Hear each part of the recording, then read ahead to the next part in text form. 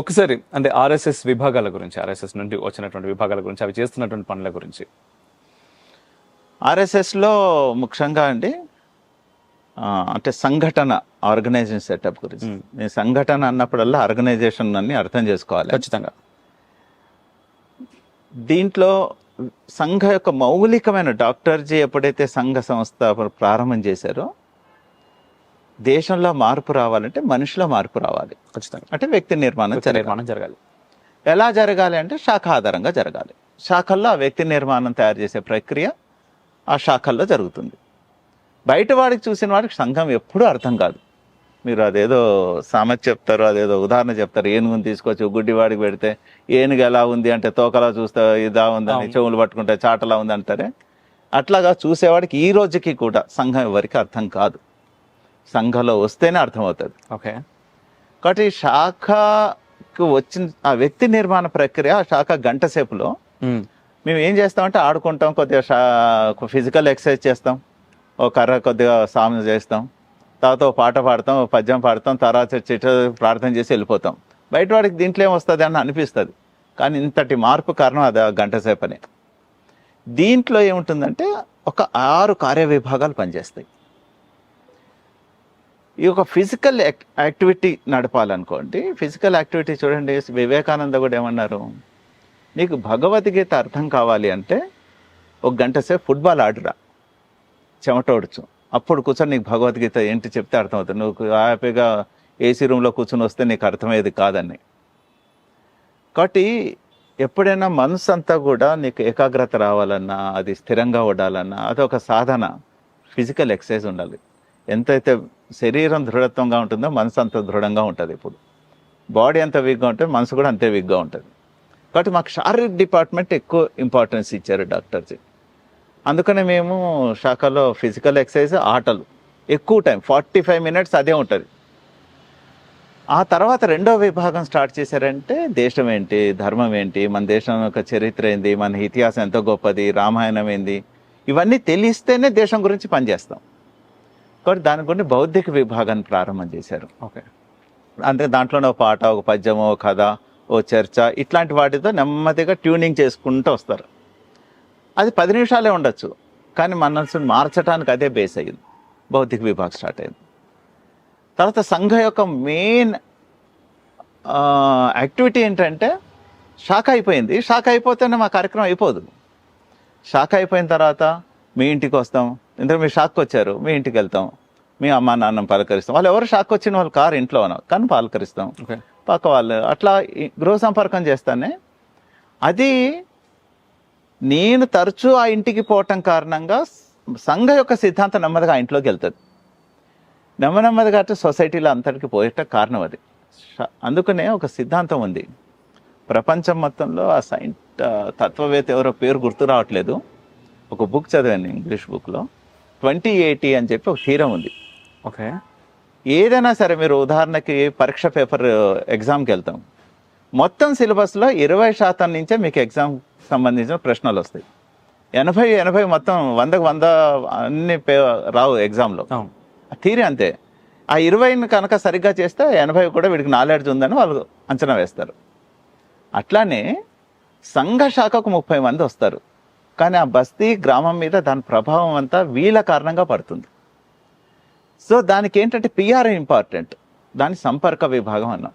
Okay. అందరినీ కలవటం, మాట్లాడటం, చేయటం, వాళ్ళు శాఖకు రాకపోయినా సంఘం గురించి మాట్లాడుతూ ఉంటాం. ఇదంతా కూడా సంపర్క విభాగం. దీని తర్వాత ఇంకొక విభాగం ఏంటంటే ముఖ్యంగా ఈ సంపర్క శారీరక బౌద్ధికులతో పాటుగా సేవా విభాగం అన్నది 89లో ప్రారంభం చేశాం. దాంట్లో ఏంటంటే నీ శరీరం చాలా దృఢంగా ఉంది, భౌతికంగా ఇది బాగుంది, నా పిఆర్ బాగుంది, రెండవది ఇవన్నీ ఉన్నాగా కానీ మనసు లేదనుకోండి అసలు వాడికి ప్రయోజనం లేదు, దేనికి ఉపయోగపడదు. ఆ హృదయం పరివర్తన జరగాలి, ఆ సంవేదన అంటారు కదా, ఆర్ద్రత, సంవేదన, అది రావాలి. అది రాకపోతే ఎంత గొప్పవాడైనా ఎంత ఉన్నా కానీ మిగతా దేని పని చేయవు. నిజం. కాబట్టి అది ప్రారంభం చేసింది 89లో. ఆ కార్యవిభాగం కూడా ప్రారంభమైంది. సేవా విభాగం. ఎస్. సో దాంట్లో అదొక ట్రైనింగ్, బస్తీలకు వెళ్ళాలి. ఎందుకంటే మీరు ఎప్పుడైనా వెళ్ళారా లేదో, స్లమ్లోకి వెళ్ళి ఒక మురుకవాడల్లోకి వెళ్ళి వాళ్ళ జీవనం ఎలా ఉంటుంది, వాళ్ళు ఎట్లా బతుకుతారు, ఎట్లా ఉంటారు అని తెలుసుకోకుండా వాళ్ళ యొక్క ఉన్నతి గురించి నేను ఇక్కడ ఏదో ఏసీ గదిలో కూర్చుని చేస్తే వచ్చేది కాదు. అది నిజం. వెళ్ళాలి, చూడాలి. మీకు ఒక ఉదాహరణ చెప్తాను. నేను ఒక ఇంటికి పోయింది చెప్తాను సార్. మాకు ఒక శాఖ ఆధారంగా ఒక బాల సంస్కార కేంద్రం అని చిన్నపిల్లల్లో మంచి సంస్కారం ఇచ్చటానికి వారంలో ఒక రోజు కలుపుతాం. ఓకే. దాన్ని బాల సంస్కార కేంద్రం అంటాం. నేను ఇందాకనే చెప్పాను, పిఆర్ వచ్చిన పిల్లలు ఉంటే నేను వాళ్ళ ఇళ్ళకి కూడా పోతాం, అమ్మా నాన్న అందరం పలకరిస్తాం. అది మంచి ఒక చిన్న మురికివాడలో నడుస్తుంది. ఆ మురికివాడని మీ పదం వాడము, సేవా బస్తీ అంటాం, దాంట్లో నడుస్తాను. నేను తరచూ ఆ ఇంటికి చాలాసార్లు వెళ్ళాను. వాళ్ళ నాన్నగారు కూడా, అమ్మాయి వాళ్ళ నాన్నగారు మాట్లాడుతూ ఉండేవారు. ఎప్పుడు వెళ్ళినా కానీ వాళ్ళు ఉన్నదో లేదో గుడిసె ఉన్నప్పటికీ కూలి పని చేసుకుని వచ్చినా కానీ ఛాయ్ ఇచ్చేవారు, లేకపోతే భోజనం పెడితే భోజనం టైం అయితే భోజనం చేయమనేవాళ్ళు, ఆఫర్ చేసేవాళ్ళు. మనం కాదనకుండా మనం కూడా తినేవాళ్ళం, బాగుండేది. ఒకరోజు వెళ్తే ఆయన లోపల ఉన్నాడు, రిసీవ్ చేసుకోవాలి. ఎప్పుడు మమ్మల్ని ఆ రోజు రిసీవ్ చేసుకోలే. కానీ అలా ఉన్నట్టుండి ముందు నుంచి వెళ్ళిపోతాం. గేట్ వరకు వెళ్ళిన తర్వాత భోజనం చేసి వెళ్ళండి అని చెప్పేసి వెళ్ళిపోయాడు ఆయన. ఎందుకు ఇట్లా చేశారు అని చెప్పి నేను కూడా బయటికి వెళ్ళి అంత ఏంటి వాళ్ళ ప్రవర్తనలో కొద్ది మార్పు ఉంది, అప్పట్లో రోజులా క్లోజ్గా లేరు ఎందుకని అంటే వాసన వచ్చింది, తాగి ఉన్నాడు ఆయన. అరే తాగి మీలాంటి పెద్దల దగ్గర ఎలా వస్తాను సార్ నేను, అరే ఎందుకు తాగారు అన్న అంటే నేను చేస్తున్న పని, మీరు ఎప్పుడు వచ్చినా సాయంత్రం వచ్చారు, కానీ నేను చేస్తున్న పని ఏంటంటే ఈ సఫాయి రోడ్ల మీద డ్రైనేజ్ నిండిపోతే ఆ డ్రైనేజ్లోకి మేము దిగాలి, మ్యాన్ హోల్స్లోకి. అంత మురికి అవంతా ఇక మనం చెప్పక్కర్లేదు.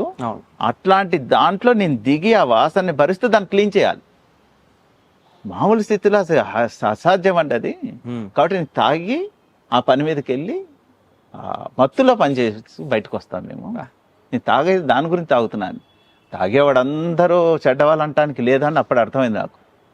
ఇట్లాంటి పరిస్థితి ఎప్పుడంటే వాళ్ళు ఇళ్ళకపోతే మనకు అర్థమవుతుంది. కాబట్టి ఈ కార్య విభాగంలో సేవా విభాగం అనే సొసైటీని అర్థం చేసుకోవడానికి చాలా ఉపయోగపడుతుంది. Yes sir.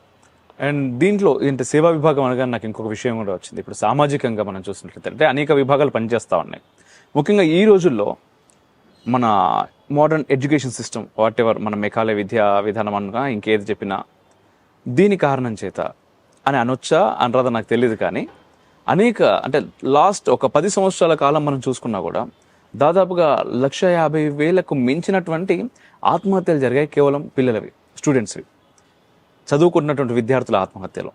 స్టిల్ ఇప్పటికీ ఐఐటీలో, IIITలో, పెద్ద పెద్ద విద్యా సంస్థల్లో కూడా మనం చూస్తున్నాం పిల్లలు ఆత్మహత్యలు చేసుకుంటా ఉన్నారు. దీనికి కారణం ఏంటి అంటారు? అండ్ దీనికి సంబంధించి ఆర్ఎస్ఎస్ ఏదైనా పనిచేస్తుందా విద్యార్థులకు సంబంధించి? సో ఆర్ఎస్ఎస్ ఏం పని చేస్తుంది అన్న దానికి మటుకు ఫస్ట్ ఒక మాట అని తర్వాత మిగతాది మీరు అడిగిన చెప్తాం. ఆర్ఎస్ఎస్ ఎప్పుడు కూడా అండి డైరెక్ట్ ఆర్ఎస్ఎస్ ఏది పని చేయదు. ఇది ఫస్ట్ అందరూ అర్థం చేసుకోవాలి. అసలు ఆర్ఎస్ఎస్ పని ఏ పని చేయకపోవటమే ఆర్ఎస్ఎస్. అనేక ఇష్యూస్ ఉన్నాయి. ఇప్పుడు మీరు చేస్తున్నవన్నీ కూడా ఆర్ఎస్ఎస్ చేస్తున్నవి కాదు. ఆర్ఎస్ఎస్ ఎప్పుడైనా మార్పు గురించి పనిచేస్తుంది అంటే ఆర్ఎస్ఎస్ యొక్క వేరే విభాగాలు అంటే వివిధ క్షేత్రాలు అంటున్నామే, అది పరివర్తన గురించి పనిచేస్తాయి. ఆర్ఎస్ఎస్ కేవలం వ్యక్తి నిర్మాణం తప్ప ఏ పని చేయదు. మీరు ఆర్ఎస్ఎస్ ఎందుకు మతం మారుతూ ఉంటే మీరు ఎందుకు చేయరు అంటే ఆర్ఎస్ఎస్ అది పని కాదు.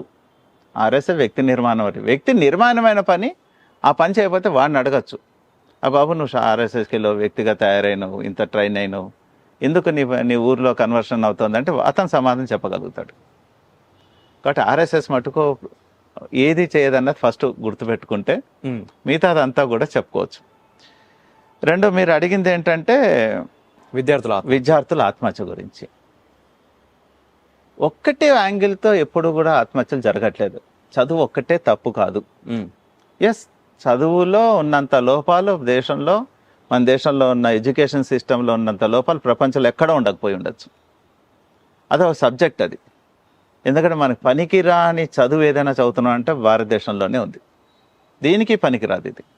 నా జీవితానికి ఒక్క పైసా నేను చదివిన చదువు నాకు ఉపయోగపడేది కాదు. ఇది సపరేట్ సబ్జెక్ట్. ఇది ఎట్లా ఉపయోగపడట్లేదు ఏమిటి అన్నది తర్వాత దీని గురించి డిస్కస్ చేయొచ్చు. ఉదాహరణకు చెప్పాలంటే, నేను నా 8th క్లాస్ 9th క్లాస్ నేను ట్రిగ్నోమెట్రీ చదివా. నాకు జీవితంలో ఎక్కడ ట్రిగ్నోమెట్రీ ఉపయోగపడుతుంది? క్యాలిక్యులస్ నాకు 8th class 9th class 10th క్లాస్లో చెప్పారు. 9th క్లాస్ నాకు జీవితంలో నాకు ఎక్కడ ఉపయోగపడుతుంది?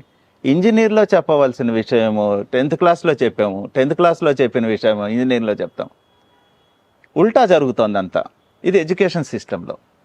రెండోది, కేవలం ఇంతే కాకుండా ఎడ్యుకేషన్ అంటే వివేకానంద వ్యక్తి నిర్మాణం జరగవలసిన ప్రక్రియలో ఎక్కడ మన ఎడ్యుకేషన్ సిస్టంలో లేదు. అంటే ఒక మంచి వ్యక్తి కావటానికి ఏదైతే వాల్యూస్ నేర్పించాలో అది మన దగ్గర లేదు. కేవలం మార్కుల గురించి చదువు తప్పిస్తే మిగతాది లేదు. సో దీని కారణంగా విద్యార్థులలో మీరు అన్నట్టుగా జీవితం అంటే ఏంటో తెలుసుకోలేకుండా, జీవితంలో కష్టం ఏంటి సుఖం ఏంటి ఇది తెలుసుకోకుండా చాలా గ్లాస్ కేర్గా అంటారు అట్లా పెరుగుతూ వచ్చారు. అయితే ఇన్ని రోజులు ఇన్ని సంవత్సరాలు మరి ఎట్లా పిల్లలు అందరూ ఆత్మహత్య చేసుకోవాలి, ఈ మధ్య ఎందుకు పెరుగుతుంది అని క్వశ్చన్ రావచ్చు. బేసిక్గా ఏమైందంటే, ఈ వ్యవస్థ ఈ రోజు వరకు కాపాడింది ఏంటంటే కుటుంబ వ్యవస్థ. ఈరోజు బలహీనమైనది ఏంటంటే కుటుంబం. ఒకప్పుడు మన ఇంట్లో మన తాతగారు అమ్మగారు లేదా అమ్మమ్మ నానమ్మ వీళ్ళు మామయ్యలు అందరు అత్తలు అంతా కలిసి ఒక కుటుంబంగా ఉండేది.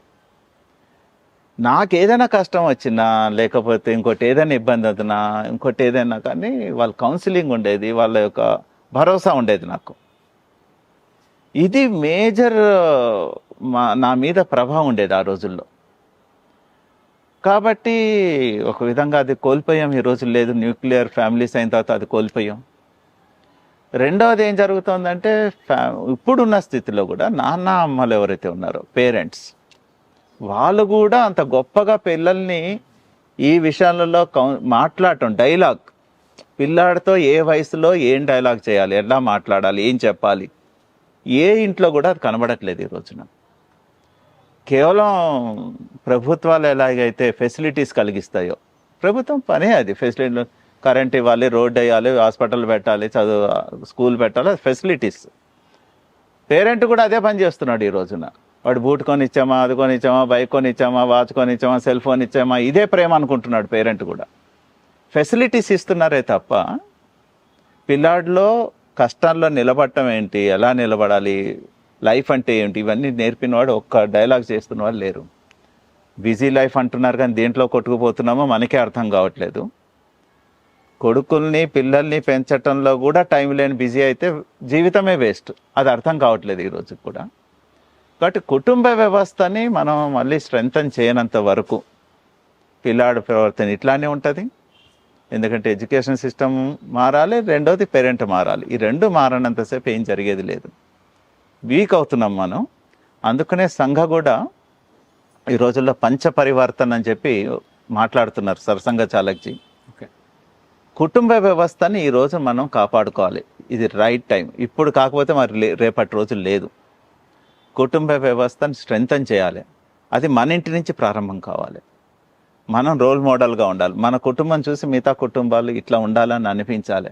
అన్నీ పాటించాలి. దాంట్లో పిల్లల్ని పెంపకం నుంచి మొదలు పెడితే ఇంట్లో ప్రేమలు, ఆప్యాయతలు, అటాచ్మెంటు, పెద్దల్ని గౌరవించడం, ఇవన్నీ కూడా రావాలి. ఇవన్నీ పోయినాయి. తల్లిదండ్రులనే గౌరవించట్లేదు, తల్లిదండ్రులనే పట్టించుకోవట్లేదు పెద్ద అయిన తర్వాత. ఇవన్నీ పోవటం మన వీక్నెస్. అది హిందుత్వానికి చాలా వీక్ అది. సో అది కుటుంబ వ్యవస్థ బాగుండాలి. పంచ పరివర్తనలో ఇది మెయిన్ ఎజెండా తీసుకుని పనిచేస్తున్నాం. Okay sir.